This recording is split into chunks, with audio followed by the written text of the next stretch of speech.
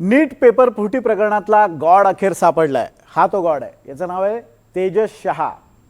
God हे नेमकं प्रकरण काय तर मनीषा हवालदार या आरोपीच्या नवऱ्याच्या मोबाईलमधून या व्यक्तीचा फोन नंबर मिळाला. फोन नंबर सेव्ह होता गॉड या नावानं.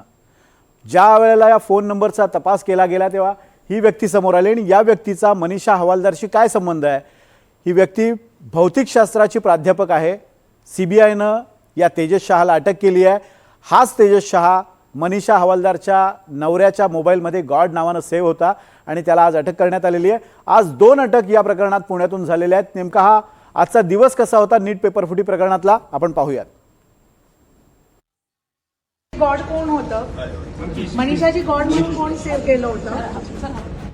मनीषा हवालदारचा गॉड अखेर अटके.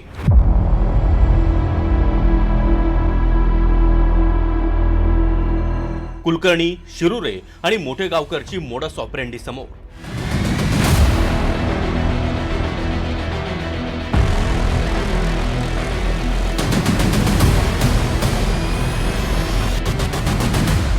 देशभरात खळबळ उडवून देणाऱ्या नीट पेपर फुटी प्रकरणात CBIनं मोठी कारवाई करत अजून 2 आरोपींना अटक केली आहे. यामध्ये पुण्यातील प्राध्यापक तेजस शहा आणि लातूरचा डॉक्टर मनोज शिरुरे यांचा समावेश आहे. विशेष म्हणजे या सगळ्या तपासात एका गोष्टीचा वारंवार उल्लेख होत होता, तो म्हणजे गॉड कोण. अटक केलेल्या मनीषा हवालदारच्या मोबाईलमध्ये गॉड या नावानं एक नंबर सेव्ह होता. हा नंबर कुणाचा याभोवती अनेक चर्चा रंगल्या आणि हाच गॉड आता पोलिसांच्या हाती लागलाय. तेजस हर्षद कुमार शहा. पुण्यातून तेजस शहाला CBIनं अटक केली आहे. तेजस शहा हा पुण्यातील डॉक्टर अभंग प्रभू मेडिकल अकॅडमीमध्ये फिजिक्सचा शिक्षक आहे. तेजस शहानं मनीषा हवालदारकडून फिजिक्सचे पेपर मिळवले. च्या सिलेबसमध्ये तो डिफाईन नाही आहे चॅप्टर, काही चॅप्टर्स, पण JEE मेनच्या सिलेबसमध्ये ते आहेत. आता NTA ही एकच बॉडी आहे जी सेट करते. तर आम्हाला काही एक्सपर्ट ओपिनियन हवा होता की हे प्रश्न ह्या चॅप्टरचे येणार का नाही. बरोबर आहे. त्याला कोणीतरी एक्सपर्ट हवा होता. तर ज्या फिजिक्सच्या मॅडम अरेस्ट झाल्यात त्यांच्याकडे तो गायडन्ससाठी गेला. मनीषा हवालदारांकडे तो हो, गायडन्ससाठी गेला. त्याला माहिती नाही त्या NTA च्या आहेत. जेव्हा तो गेला त्या एक्सपर्ट फिजिक्सच्या, म्हणून तो त्यांच्याकडे गेला की बाबा हे चॅप्टर्स आहेत का नाही. बरोबर आहे. मग त्यांनी त्याला काहीतरी पॉइंट्स लिहून दिले. बरोबर, पॉइंट्स लिहून दिले की बाबा हे आहेत, हे नाहीत, काय आहे ते. बरोबर आहे. आणि ते जे त्यांचे चॅट त्यांनी लिहून घेतले, बरोबर आहे, ते व्हेरिफिकेशनला पाठवतात. ते चॅट त्यांना मिळाले.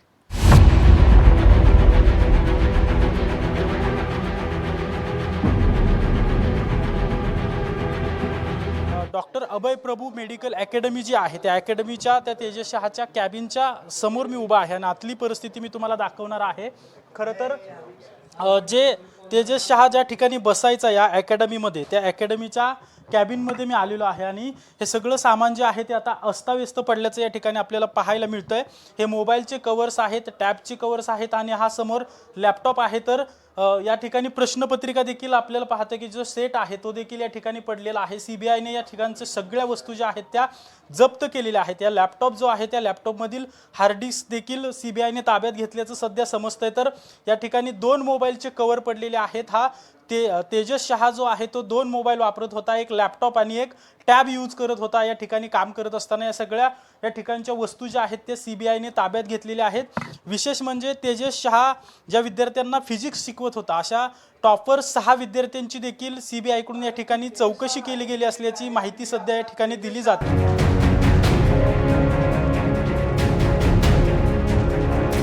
तेजस शहा सोबतच या पेपरफुटीतला महत्वाचा चेहरा मनोज शिरुरेला देखील CBIनं अटक केली आहे. मनोज शिरुरे हा या पेपरफुटी रॅकेटमधला महत्वाचा धागा होता. लातूरमधील डॉक्टर मनोज शिरुरे यानं केमिस्ट्रीचे लीक प्रश्न मिळवून 3 विद्यार्थ्यांपर्यंत पोहोचवण्यात महत्वाची भूमिका बजावल्याचा आरोप CBIनं केला. शिरुरेनं एका कोचिंग सेंटर मालकाच्या मुलासह 3 विद्यार्थ्यांना पेपर मिळवून देण्यास मध्यस्थी केली होती. मनोज शिरुरेचं लातूरच्या जुना औसा रोड परिसरात सिद्धिविनायक बाल रुग्णालय आहे. याच ठिकाणी CBIकडून मनोज शिरुरेची चौकशी करण्यात आली. 4.5 तासांच्या चौकशीनंतर काही कागदपत्र, मोबाईल आणि डिजिटल पुरावे CBIनं ताब्यात घेतले आहेत. डॉक्टर मनोज शिरुरे हा हा शिवराज मोठेगावकर आणि PV कुलकर्णीच्या संपर्कात होता. मागील काही वर्षांपासून तो पेपरफुटीच्या नेटवर्कमध्ये सहभागी असल्याचा संशय तपास यंत्रणांना आहे. या सगळ्या 3 विद्यार्थ्यांना फिजिक्स, केमिस्ट्री आणि बायोलॉजी या 3ही प्रश्नपत्रिकांचे स्वरूप 10 दिवस अगोदरच मिळालेलं होतं.